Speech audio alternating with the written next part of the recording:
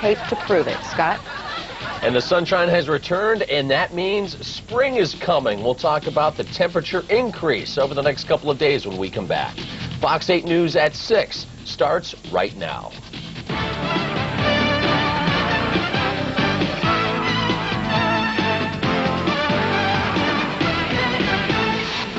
Tragedy strikes the racing world at 200 miles per hour. A rookie driver's life is taken long before its time.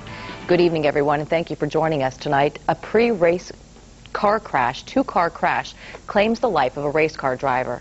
And 30-year-old Paul Dana, well, he lost his life today. He would have been driving in his first race in Homestead, California, or in Florida, I should say, but instead this tragedy struck. Fox 8 sports anchor John Tellich joins us now with all the details. John. Very sobering to see this, Dana. Dana was a rookie on the IRL circuit, and he would have been driving in his first race for the Bobby Rahal David Letterman racing team. But at 10 o'clock this morning, Dana's car hit another, and then shortly afterward, Dana was pronounced dead. Ed Carpenter was in his car, and he spun out. He hit the wall.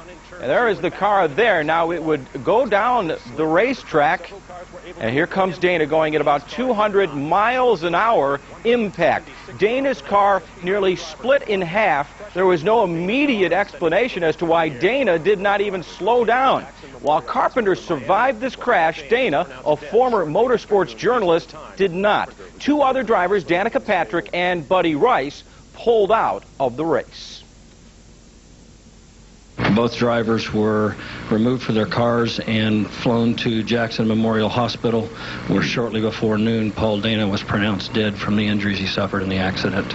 And on behalf of all of our team, David, our sponsors and associates, our prayers and sympathies certainly go out to Paul, his wife Tanya, and the whole Dana family. This is a great tragedy. Rahal did say that next week they plan to field two cars for Patrick and for Rice in the next race in St. Petersburg, Florida. Any future plans for the number 17 entry are unclear at this time. So in the coming week, Tanya Dana will have to bury her husband, Paul.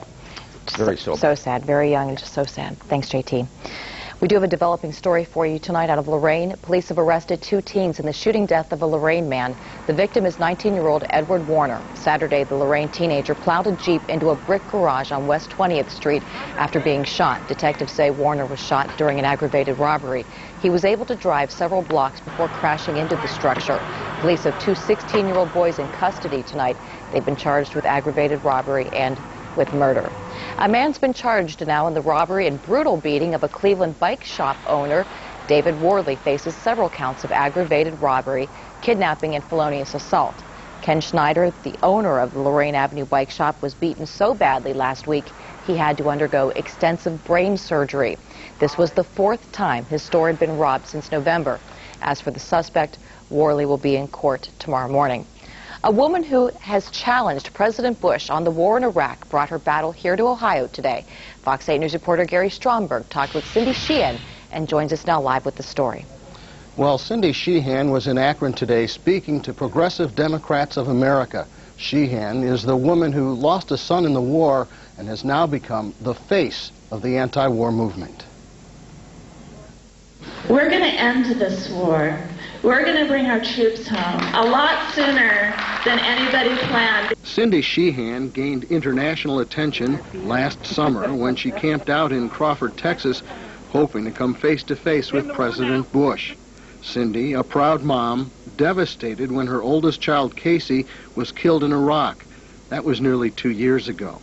And I really believe that George Bush can be impeached and removed from office. People like David Sowers see the president's support eroding. But do you think the president should be impeached over the war? No, I don't. Cindy's congresswoman had invited her to attend the president's State of the Union address.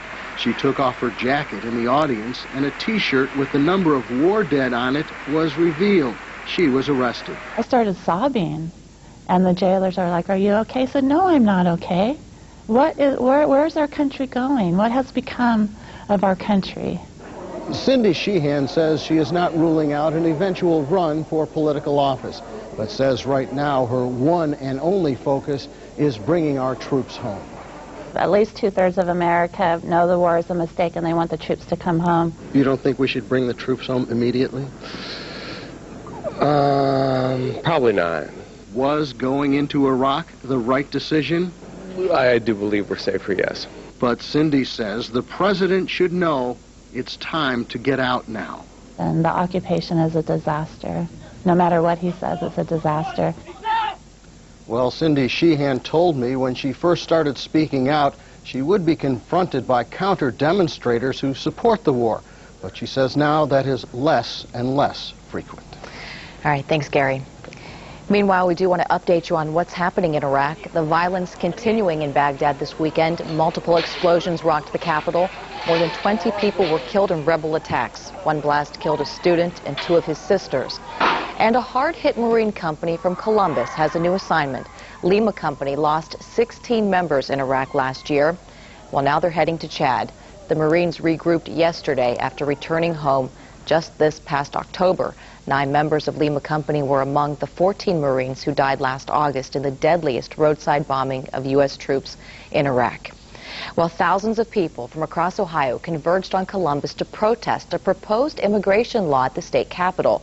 The law would make it a felony for someone to be in the United States illegally. It would also punish employers for hiring illegal immigrants. Several demonstrators from Cleveland made that trip to Columbus to attend that rally.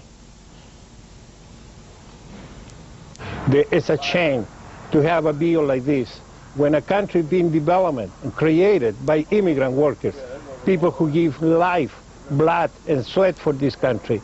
And today it's been punishment just for coming to work here. President Bush has gone on the record supporting a program that would allow people to work in the United States for a certain amount of time, then return home. A public hearing on the issue will be held tomorrow at 5:30 p.m. at Cleveland City Hall. Tonight, Wadsworth police believe they have captured the suspects responsible for a rash of game store robberies. Police tell Fox 8 the 4 men are also suspected in a credit union robbery in Akron. Police arrested the men after GenFed workers saw them near another credit union and they called 911. They were charged with possessing criminal tools. All 4 men will be in court on Wednesday. Also a court date tomorrow for a Cleveland man who reportedly shot at police who then fired back at him. Police say Hosea Williams was carrying a gun near East 79th and Harvard Thursday night. He spotted officers, then opened fire on them. That's when they returned fire, shooting Williams 5 times. Williams faces several charges tonight, including carrying a concealed weapon. Well, it looked like a disaster at Willoughby High School today, but it wasn't. It was just a drill. Students, police, EMS, and fire all showed up for a mock shooting drill at the school. Everyone acted out their parts to perfection, but this was just practice. They were just prepping for a scenario everyone hopes they will never actually see in real life. The drill is designed to put into place our emergency preparedness procedures, to test and strengthen those emergency preparedness procedures of not only the school system, but the city of Willoughby, the hospital systems, like hospital systems, as well as all other county emergency response agencies that are in participation today. Some of the volunteers were transported off-site to area hospitals, and others received mock treatment right there on site. Well, police call it the worst mass killing in 20 years. We have new details tonight on the brutal murder that has stunned an entire city. Disturbing video showing a real fight club. The boxers aren't grown men, they are only high school kids. And this little kitty may be a world record holder. There he is. The story plus Scott's 8-day forecast just moments away.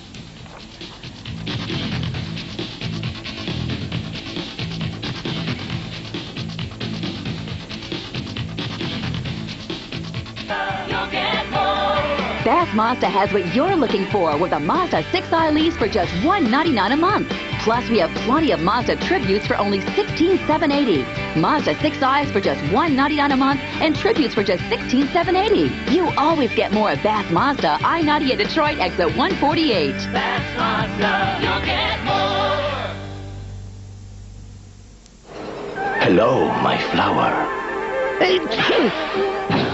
I'm stuffed up and so congested. Nasonex relieves congestion and other nasal allergy symptoms. Maybe that's why 4 million...